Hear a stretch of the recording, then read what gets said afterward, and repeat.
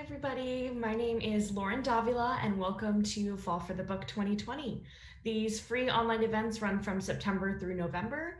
You can find the full schedule at fallforthebook.org and be sure to follow us on Crowdcast. You can do that by clicking the Fall for the Book icon above this window and then clicking follow. We will be talking to a couple of young adult authors today, so feel free to drop your questions in the comment section and we will try to work them in. It's my pleasure to introduce Lori Goldstein, Christina June, Miranda Kenneally, and Carmen Rodrigues. So I'll have them sort of introduce themselves, give a quick overview of their book, and then we'll get right into the questions. So Lori, how about you start us off? Thank you. So as Lauren said, I'm Lori Goldstein, and I am outside the Boston area at the moment. And I'm an author of two most recently contemporary books. They're behind me. The orange one is Screen Queens, and the most recent, the bright yellow-green one is Sources Say, which just released in September. And Sources Say is about two sisters, Kat and Angeline, who are entering their senior year of high school, but they're in very different places. Kat is this old school journalist, really determined to elevate her struggling newspaper. She wants to impress the admissions board at Northwestern so she can get in. Her sister Angeline is totally opposite. She's an up and coming YouTube star, and she's just been invited to a boot camp run by this mega influencer. But their mother will only let Angeline attend if she gets more serious about school. And that's how Angeline winds up running for student council president, and how her sister Kat is forced to cover her sister's campaign in the newspaper, which she's not very happy about. Since their dad left, the two sisters have grown apart. But as the story progresses, they each have rivals that they have to fight. Angeline in the form of her ex, very recent ex, who also decides to run for student council president, and Kat in the form of this digital onion-like newspaper that pops up spreading fake news about the candidates. And it's kind of on their path to kind of deal with what's happening in the school and to deal with the ramifications of this election, that the two sisters kind of explore their relationship, kind of what they want it to be and who they want to be as individuals. And there's also a strong friendship story, of course, a little bit of romance, and hopefully a fair amount of humor. Perfect. Thanks, Lori. Okay, Christina. Awesome. Hello, everyone. Welcome. Thanks for being here. My name is Christina June. I'm a Northern Virginia native. I have been to Fall for the Book several times, so I'm super excited to be here today. In addition to being an author, I'm also a high school counselor in the area. So I have 3 YAs, and they are all fairy tale inspired contemporary companions. The most recent, which came out last year, is No Place Like Here, and this one is based on Hansel and Gretel. So it follows a girl, Ashlyn, who's just finished a year at boarding school, which was punishment for some very bad decisions. And she was ready to beg her parents if she can come home for senior year. She's just about to ask when dad drops the bomb on her that he is going to jail for tax evasion, mom is going to rehab for depression, and oh, by the way, she's being shipped off to live with her estranged aunt and uncle and cousin.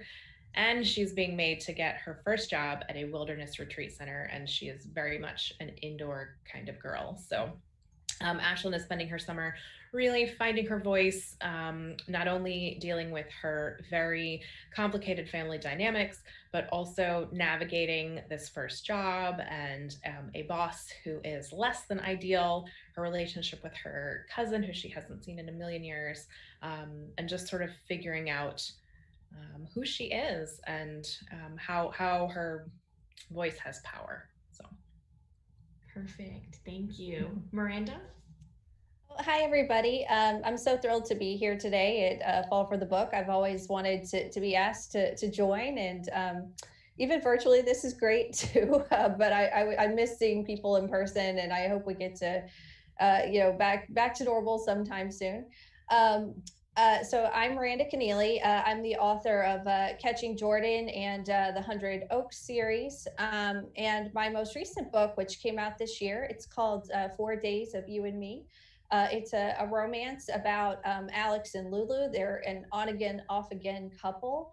And the book is set over 4 years in high school. And the 4 days sort of refers to one day of each year of high school. And it takes place on the day of the school field trip. So freshman year, sophomore year, junior year and senior year, and there's a field trip each day, and the book is split into 4 parts. And I'm really excited about this book. It's I hadn't had a new book come out since 2017 when my 100 Oaks series finished, and so this is my first YA sort of out of that world. And thanks again for having me. Perfect, thank you. Carmen? Hi, I'm Carmen Rodrigues, and I am the author of The Universal Lost Marco. So just gonna put that one up right there.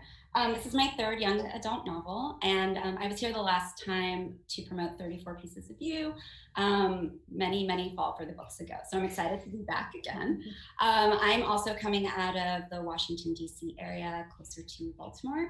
And The Universal Laws of Marco is a story about Marco Suarez's final semester of high school.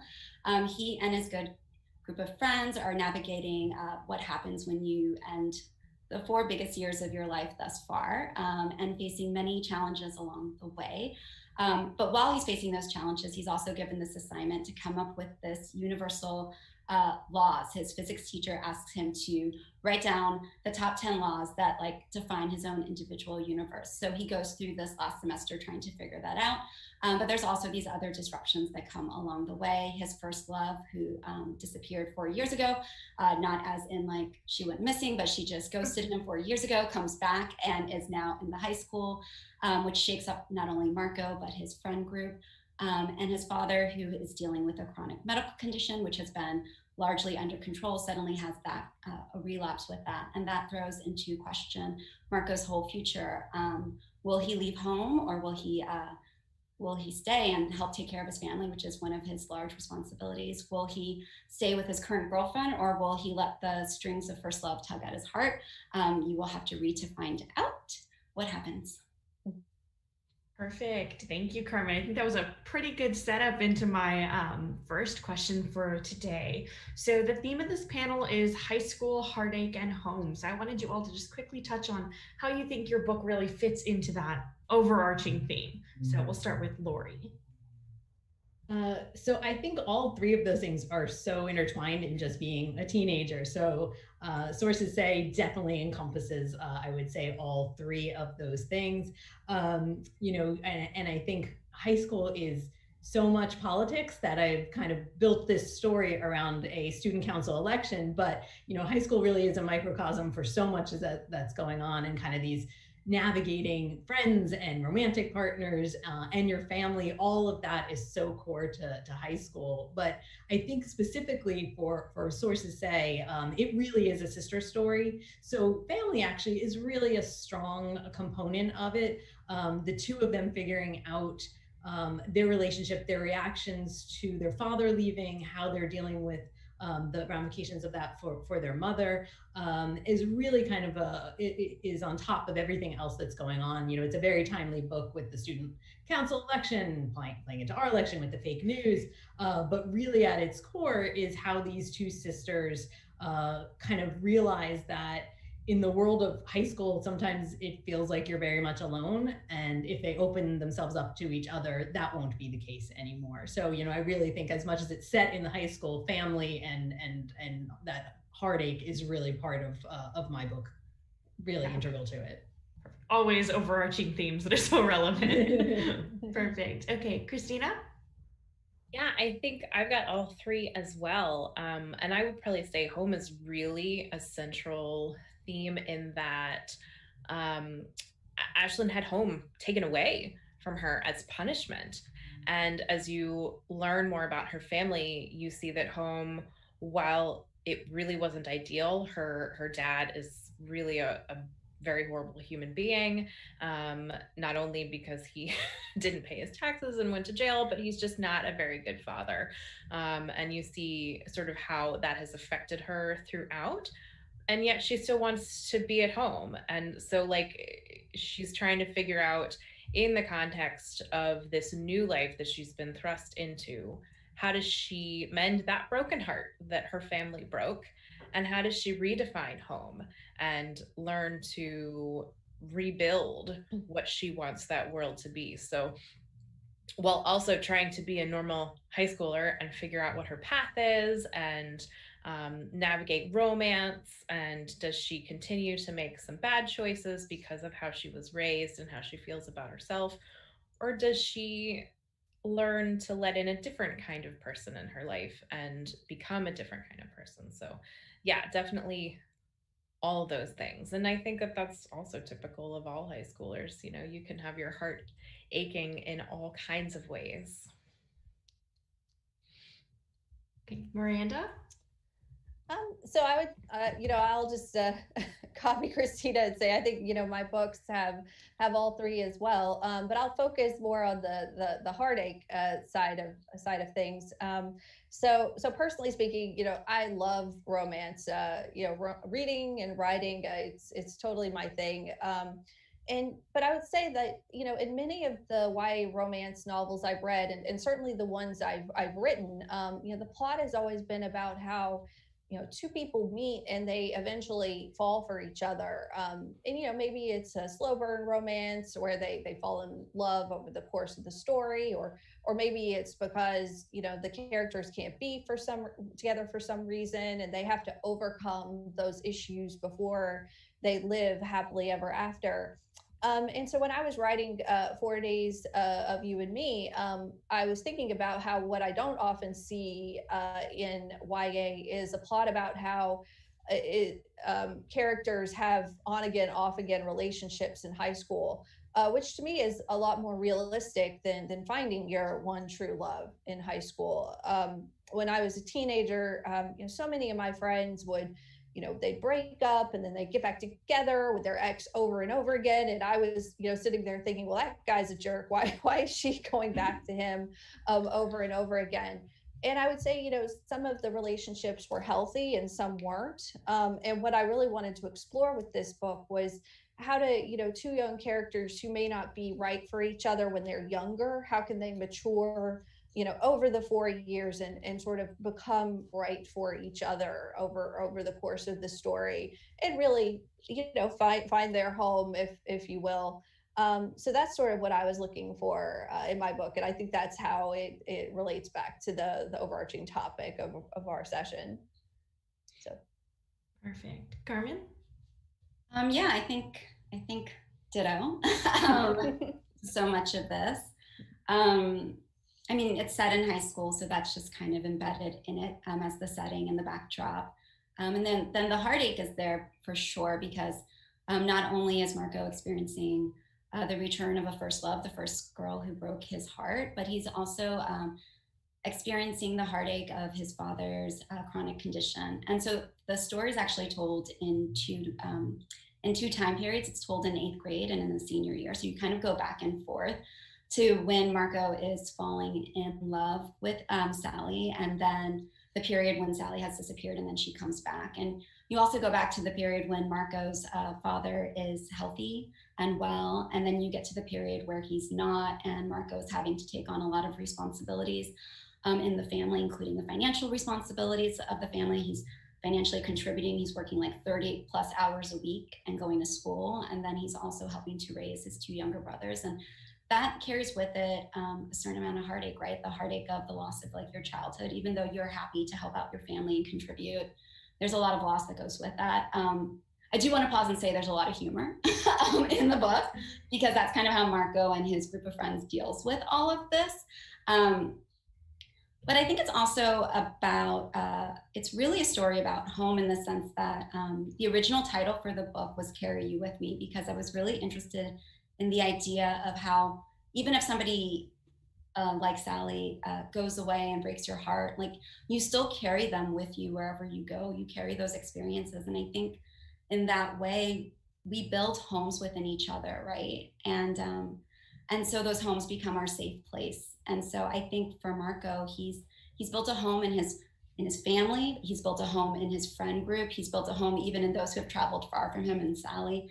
And now he's being asked to leave all of that, right? Like to leave that behind and to build new homes elsewhere and to follow his dream. And one of the things that I wanted to explore was this idea of really considering the choice of leaving home in your senior year, right? Like so often there's this narrative that the right thing to do is to go away to college, right? To leave your family behind. But I think for certain people that may not always be the case. And I think for certain people, certainly for Marco, who has like the strong financial responsibility towards his family, it might not really feel good to leave home and leave.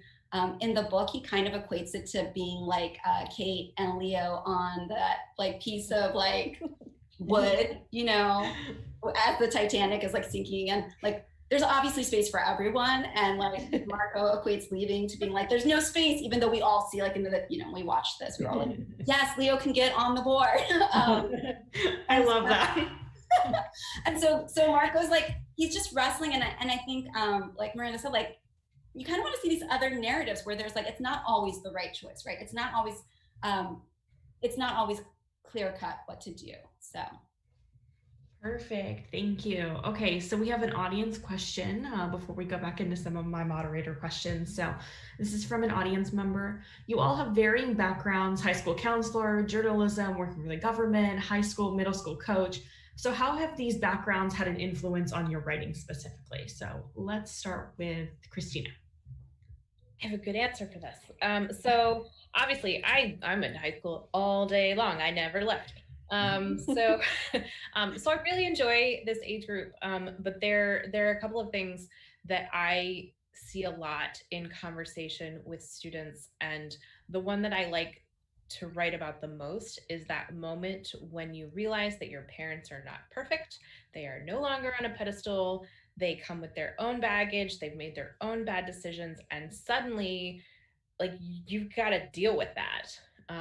And so, you know, in Ashlyn's case, she's realizing that her dad is not like this amazing, upstanding man that she probably thought he was when she was younger. And, you know, his word is not always right. And I think that is hard. And when you especially have been in a strict home for so long and had a lot of your decisions made for you, or your hand forced one direction, those expectations, when they sort of fall away, can really be hard to take. So Ashlyn was actually inspired by conversations with a number of students in the years leading up to writing it, where they did not feel comfortable telling their parents, well, I don't want to major in this in college, or I don't want to go do that internship. I'd rather do this over the summer. And, you know, like, obviously these are kind of first world type problems, but when you are a teenager and this is your world, it can be very devastating to have that choice taken away. And so I wanted to explore a world where my main character pushed back and made her own decisions and still comes out okay. I'm not going to tell you that there's a happy ending, but I was striving for hopeful, which I think is where we all are when we are making decisions and trying new things. So, perfect. Okay, Carmen.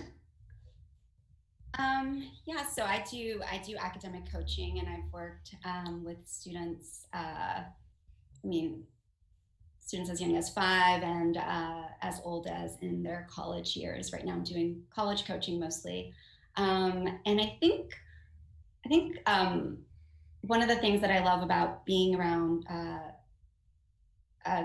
teens and young adults is kind of seeing the commonality of the stories throughout time. So like the stories, like maybe like language changes, right? And fashion changes. Although sometimes I just think fashion is circular, right?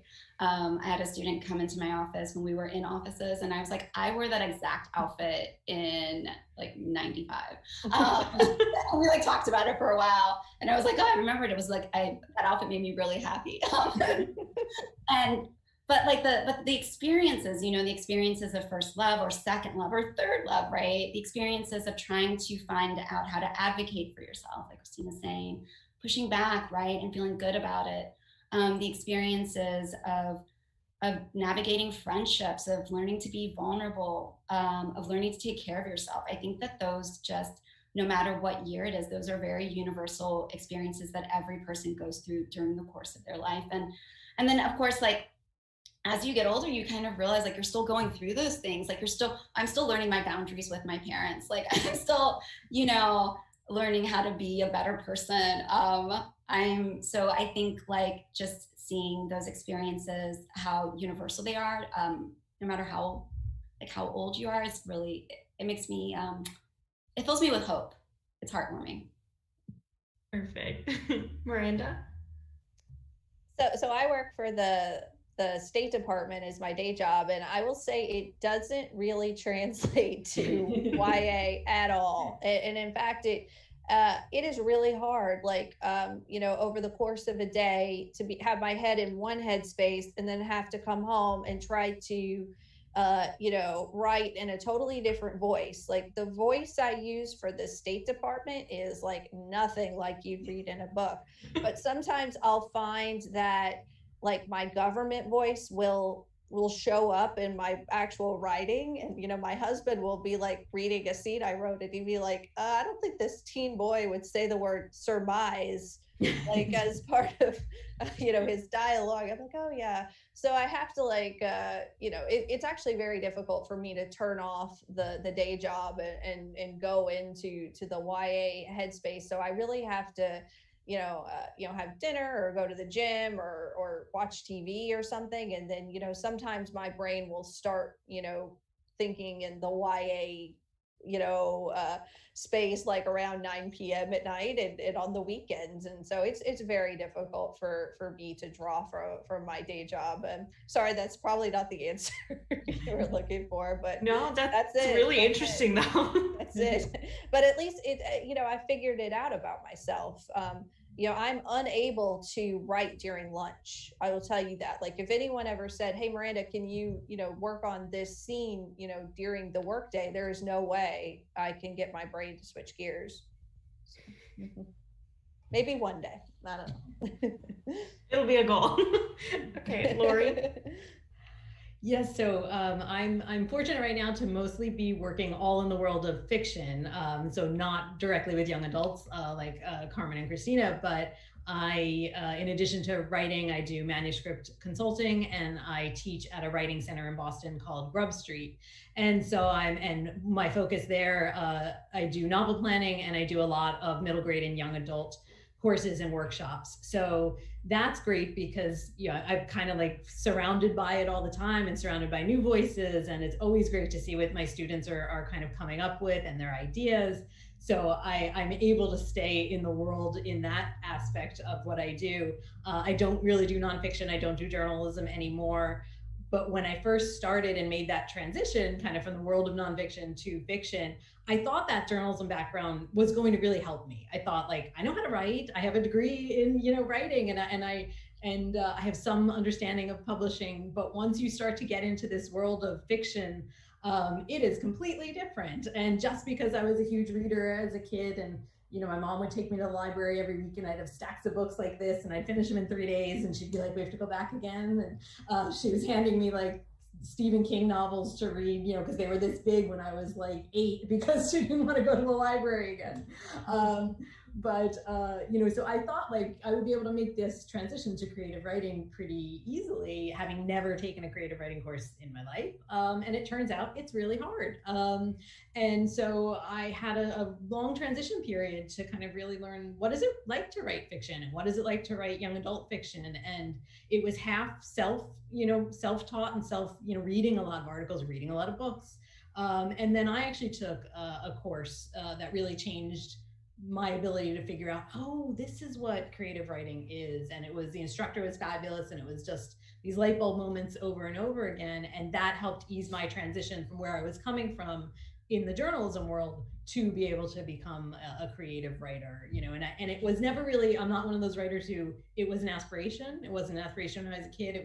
It's more like a second career for me. You know, I was always on the side of like, well, I can write an essay about something. I could interview you all and write a story about that, but I didn't think I could create those stories and create, you know, people, and how do you do that? So, now when I think back, because that was like 2012 or so, I started that. Now I think I'd have the opposite problem. I don't know now if I could write a journalism story because I'm so in this kind of like fiction world. Yeah, and that's kind of, it's just so interesting when you have those different things that are going back and forth for you. So Yeah. Miranda had kind of touched on this, and I just sort of wanted to ask, but thinking about that YA voice or YA space, what have you all been reading or watching lately that's inspired you, whether for your writing or anything that you're currently editing, anything that you could tell our audience? Let's start with Carmen. I'm actually reading Lori's book right now. So. Thank you. Nailing that voice.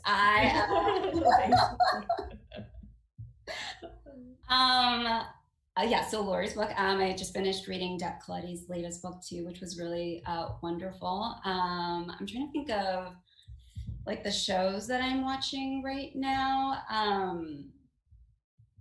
I can't say that it would tie into because I'm actually watching the Crown.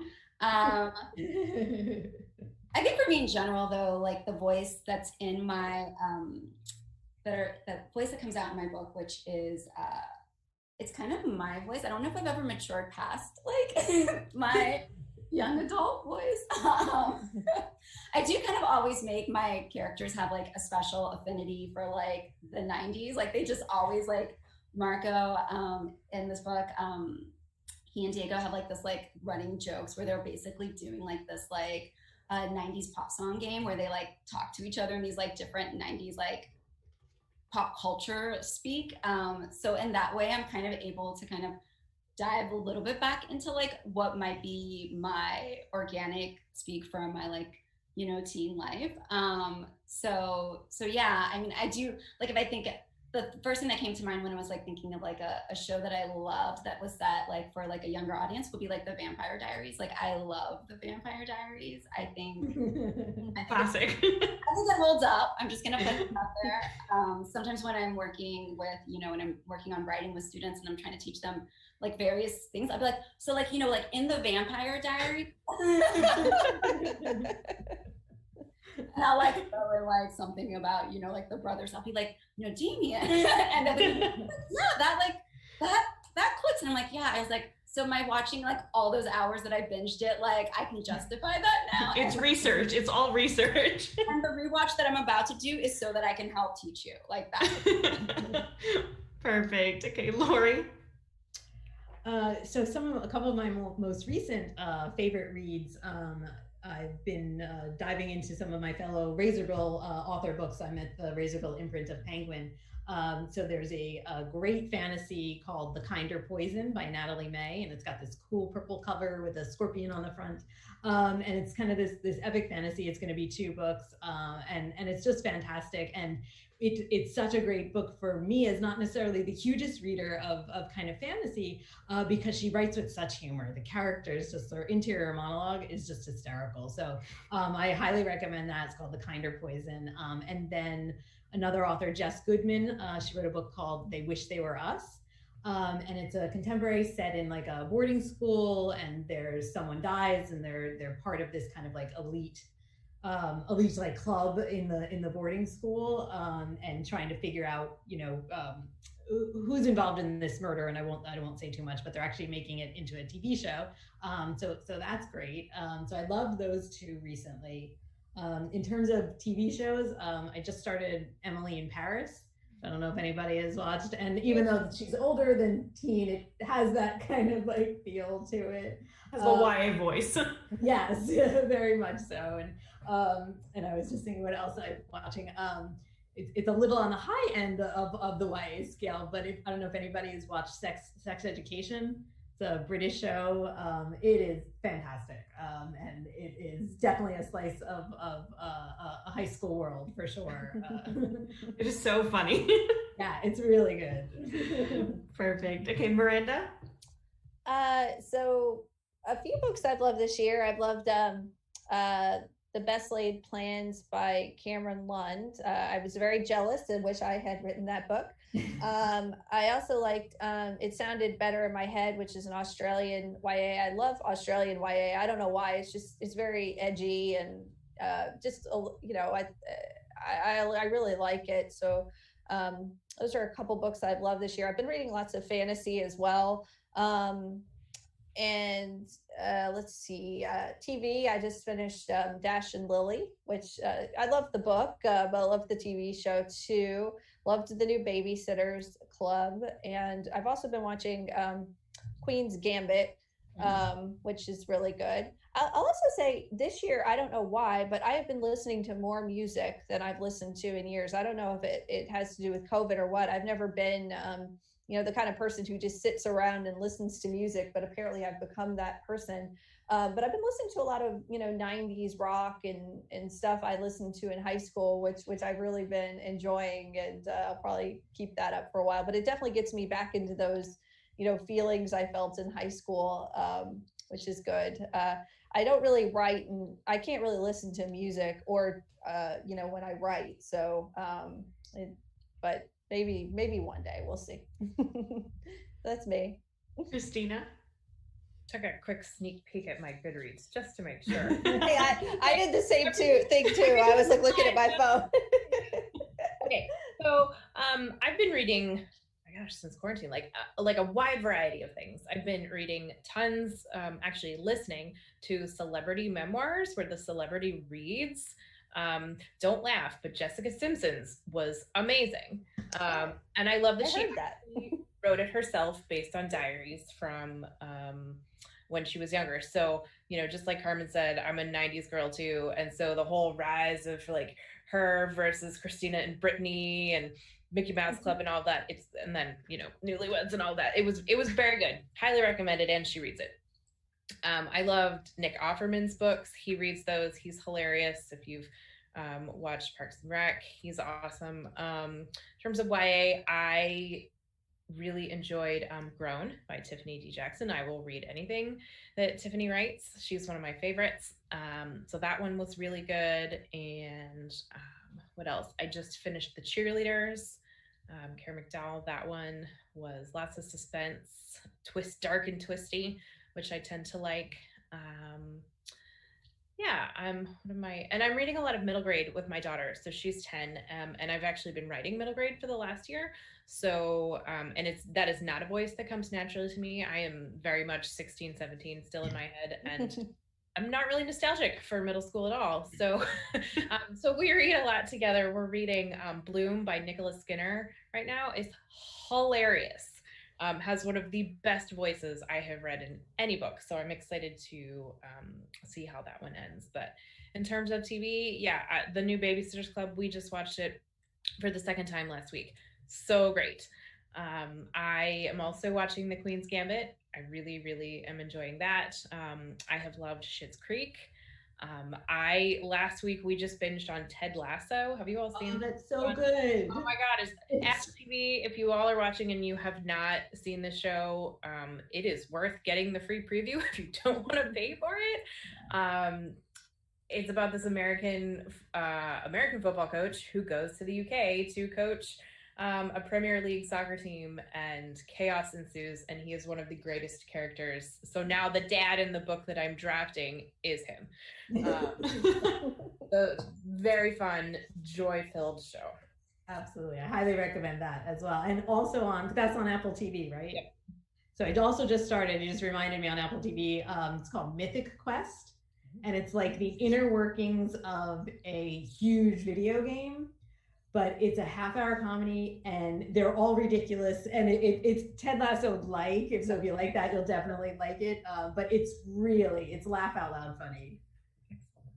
Going on my list. And all those different things that everyone's watching or reading, inspiration from so many different avenues. Okay, so I did just want to ask, obviously this is an online festival that we are participating in, global pandemic. So what has your writing process looked like during COVID? I know that some of you were touching on jobs, but how has it looked? Miranda? So at the beginning of COVID, when it was starting, back in February, March, I was actually on deadline for a new YA that's coming out next year. And I was sort of so frantic about getting that book done and getting it to the place I wanted it to be. It kept me focused, and I wasn't able to, I wasn't as distracted by COVID as I might have been. So it was kind of a blessing in disguise that I had something to focus on. But I'll say once I got that book in, it became everything sort of dawned on me what was going on. And it's been very difficult for me to come up with a new plot for a new book, and I'm trying to go easy on myself. I had a hard time after the election in 2016 as well, where I just wasn't able to write. I wasn't able to come up with new ideas, and I was really, really hard on myself, at the time. And it wasn't until I was actually talking to, the editorial director at my publisher, Source Books, about a year after that, I said, "I'm so sorry, I just couldn't write." And he said, "It wasn't just you." And it was so nice to hear that. He was like, everybody's struggling, everyone's having a hard time. So, if you're having trouble right now with your writing or focusing on anything really, I would just, say be kind to yourself. And I'm saying the same thing to people at work as well. Like, you can't expect everything to be normal. It's not normal. We're here online, obviously. So, cut yourself some slack. I'm sure you're cutting other people some slack too. But I have started to feel trickles of new ideas coming in the past couple of weeks. So I'm happy to know my imagination is still there. It's just a little hidden at the moment. So that's kind of how I've felt lately. Perfect. Carmen? Yeah, I can really relate to what you're saying, Miranda, like having to engage in that self-compassion, because I too just really struggled to kind of have that routine. And I think there were just, I'm sure many of us are working multiple jobs besides our writer identities and engaging in other ways, offering support to other people who are also being affected by the pandemic. And that then itself can create a kind of strain, I think, and stress. But more recently, I've come back to my writing self. I think I was a little inspired by Nanowrimo, although I'm not aspiring to writing a whole book in November. I actually just set a goal of writing 15 minutes every day. I was like, y'all can write your novels. I'm committing to 15 minutes a day. Attainable goals. So I was like, wow, if I could just do 15 minutes a day, we're in good shape. And I got together a little group of writing friends, and we put together a spreadsheet so that we could cheer with a cheer section on each little tab. And we are all pretty much committing to 15 minutes as a starting point, and an hour is wow, good job. And that has been really, it's been rejuvenating. I find just engaging with the work, right? I've just tried to tell myself that I'm spending quality time in this relationship that I've established with this book that I'm writing. So it's I'm taking my book on a date. We're gonna go and talk about life together, and maybe tweak a few things along the way, figure out some of the kinks in our relationship. And yeah, that's been working. I've just been trying to find the joy in the writing process versus the outcome. I think right now outcomes are so it's such a time of uncertainty that who knows what the outcomes would be. So I'm kind of interacting with my writing as a form of self-care, honestly. Perfect. Okay, so we only have a couple minutes, so I just want to ask my last question. I'm just going to ask you guys to speak really quickly, 1 or 2 sentences. But what is a piece of advice that you have for YA writers who are either not yet published, who are currently drafting, who are in the querying process, as somebody that's looking towards you guys as maybe people who have made it right in the YA industry? Just 1 or 2 words of advice, 1 or 2 sentences of advice. Christina? Be patient. And I was going to say, I have been through this process, this pandemic, querying, signing with a new agent, and now I'm on sub, and everything is about waiting. And now that we're stuck at home and all the publishing people are stuck at home too, everything is super slow. So don't expect that whatever the outcome you're looking for is going to happen immediately. Publishing is about getting rejected and doing a lot of waiting. That doesn't mean good things won't happen, but you just have to, sit on your hands for a little while. Perfect. Lori? I will say, if you can, and I know it's hard and people ask me all the time how you do this, but if you can find one or two really good writing friends, I feel like that's just like gold in this industry. And my writing friends, we were friends before we got publishing deals, and then we've been throughout the process together. And when you're talking about how you've done during the pandemic, I've actually been fairly productive, and I attribute that to a couple of writing friends. We're like accountability partners. We'll do sprints with each other. We'll do it on Google Hangout. We'll just text. We'll check in at the beginning of the day. What did you get? What's your goal for the day? And then what did you accomplish at the end of the day? And as a process of doing it, you also get so involved in each other's books. So even though I haven't read their work in progress, one day they might be like, I can't figure out what to do. I need the character, to justify this or to do that. And you just start brainstorming together. And I think those moments where you can share your story with somebody else and get that support and the accountability is really invaluable. So I would say get a couple of really good writing friends. Perfect. Miranda? Well, I was going to say what Lori was going to say, or what Lori said. But I would also say read lots of books, and not only in the genre you want to write, but also in other genres, and learn how the craft works, and learn how a plot, comes together, and what you like about those books and what you don't like. And I'd also say make sure you have a healthy boundary between, sitting in front of the computer all day long, and, make sure that, you get out once in a while and have other hobbies, because you never know where inspiration is going to strike. I'll say that every book idea I've come up with has not been in front of a computer. It's been out doing other things. And, I always say, like, if you have writer's block, go out for Mexican food, go see friends. I mean, maybe not now during COVID, but, when things are normal, get out and do stuff. And because you never know when inspiration will strike. Perfect. And Carmen?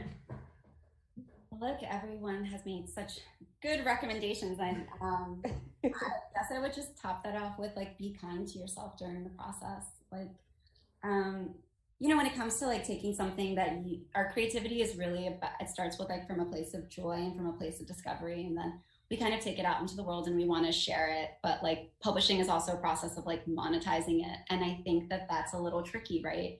I would just encourage everyone to remember the reason why they started writing in the first place, and, like, to know that their voice matters no matter what the outcomes are with, like, the publishing world. Like, your voice matters, and, like, share your work however you can, and just keep creating. Perfect. Okay. So we have one more audience question. Let me see. So it says, why is a genre sometimes seems to be skewed towards dystopian, sci-fi, fantasy? So what draws you towards writing realistic or contemporary YA? Christina? My brain does not work for world building. So the book that I'm on sub with actually has a little bit of a paranormal twist and a little bit of a historical twist. And I have never had such a hard time keeping details straight. I cannot see myself writing anything more complicated than what I have done. I think also for me, when I'm writing about childhood, whether that's middle grade or young adult, or if I'm writing about college, perhaps, I draw on my own experiences and the experience of friends and the experience of people that I have spoken with, and I just feel most comfortable, like, with the voice in the contemporary world. So even if I continue to write things with, non-contemporary twists, it's going to be grounded in our world. That's where my voice is. That's where my brain goes. But props to people who can world build, because y'all are amazing and I just can't do it. Lori, and I know that you've had a contemporary fantasy series, right? So how do you sort of work with doing both there? So this was my first book, which is book one in a 2-book series. This is Becoming Jinn, and it's about a girl who's a modern day genie. So it is set in our world, but there is this whole system of magic, and I did have to do world building, and you see even more of the Jinn world in the sequel, Circle of Jinn. So I wouldn't say I'm specifically a contemporary writer, although Becoming Jinn was a contemporary fantasy. So, you know, it's not necessarily a big epic one where I'm creating a world from scratch. You know, I gravitate towards both as I do in my reading. And right now I'm working on a middle grade actually with one of those writing friends. And it's set in another world. But the fun part about that is I love writing character and I love writing dialogue, and she actually loves writing the world building parts. So we were kind of dividing it up. So I get to do that stuff that I love. She gets to do that stuff that she's like really great at. But it's still kind of a fun process, and we'll have all these conversations about, okay, well, what is the clothing and what is the food, and get like we'll just have these like deep conversations about things that might be on the page for like a sentence. And I'm finding the process a lot more fun doing it with somebody else, because it's like, again, it's that feedback and that brainstorm is making kind of the world building much more fun than maybe if I were doing it by myself. Miranda? Well, you know, I know lots of people say this, but I truly believe it. You shouldn't write to trends. You should write the books, you know, you want to write. And my first book, Catching Jordan, I wrote it in I'm gonna say 2008. And you know, I had an agent, and I was trying to get it published in, you know, I was trying to sell it in 2009, which was right around, you know, Hunger Games. You know, Divergent came out shortly after that, I think in 2010. Every single person in my debut year pretty much was selling, you know, either paranormal or dystopian. And it was like every publisher was just throwing every dystopian they could at the wall to see what would stick, like Hunger Games. And also, you know, they were also looking for, you know, other Twilights and Harry Potters at the time too. And no one, and I remember when I was on sub, you know, my agent was like, no one really wants contemporary right now. And I was like, okay. And she was saying, well, and no one really wants sports books. She was saying, no girls want to read about sports. And I was like, okay, well, I don't think that's true. Anyway, finally, you know, Source Books gave me a chance and agreed to publish the book. And I'll tell you, it came out, you know, about a year and a half later. And by that time, everybody was sick of dystopian. Well, I'll tell you, and everyone wanted more and more contemporary. And so I kind of hit at the exact right time. And the book was really successful for that reason, because, you know, that's what people wanted at that exact moment. And there wasn't a whole lot of it. And because, you know, the market was saturated with other types of, you know, the dystopian, the paranormal genre. Which I loved those books, but I just sort of snuck in at the right time. And I'll say that, you know, just to go back to my original point, you know, write the book you want to write. Don't write to the trends, because it's really hard to predict what the trend is going to be. Okay, and Carmen. Yeah, I guess I would be echoing everyone here. There's so many things that were said that I just completely feel as well. For me, I'm committed to writing the stories that show up on the page. So I try to like kind of just have this very playful engagement with the page and see like what shows up at the time. And then if it catches my interest, I will continue writing that. So right now I'm actually working on my first middle grade, and it does have some like fantastical elements. That's what showed up. So we'll just see where that goes. Yeah. I think contemporary just kind of makes sense because we live in this like real world. So like that's probably what showed up on the page at first. But maybe things in my mind are getting a little more magical now. Yeah, and it's so interesting to see sort of that melding, right? There is sort of that contemporary fantasy that's happening. So it's not necessarily that the genres are so wide apart like they maybe used to be. Okay, so I don't know if we have any more time for any more questions, so I think we'll wrap it up. But thank you all for attending and talking to me for this panel.